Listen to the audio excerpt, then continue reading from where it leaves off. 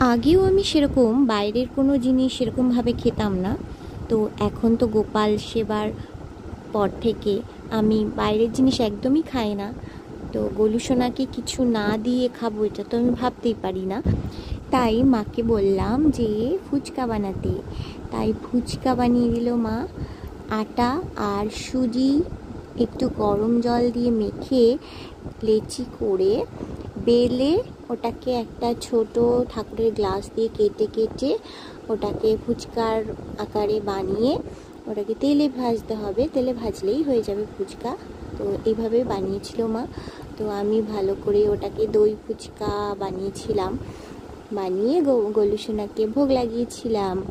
এইভাবে খেয়েও যেমনি মজা, আর বাড়ির জিনিস সবসময়ই তো হেলদি হয়, কারণ এটা টাটকা তেলে ভাজা। 2-3 দিনের তেল থাকে অনেক বাইরের জিনিসে। তো এইভাবে যদি ভেজে খাওয়া যায় তো শরীরও অনেক ভালো থাকবে, তাই না? তো আমার গোলু সোনাও কত মজা করে খেলো। এই যে আমার গোলু সোনা ফুচকা নিয়ে বসে গেছে।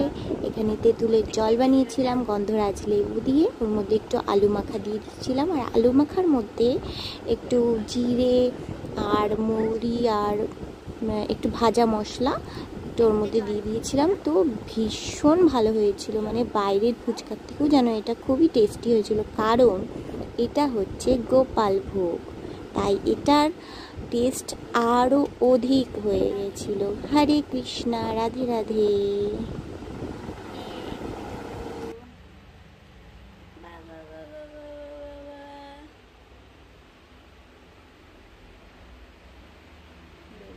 ফুচকা নিয়ে বসেছি সোনা।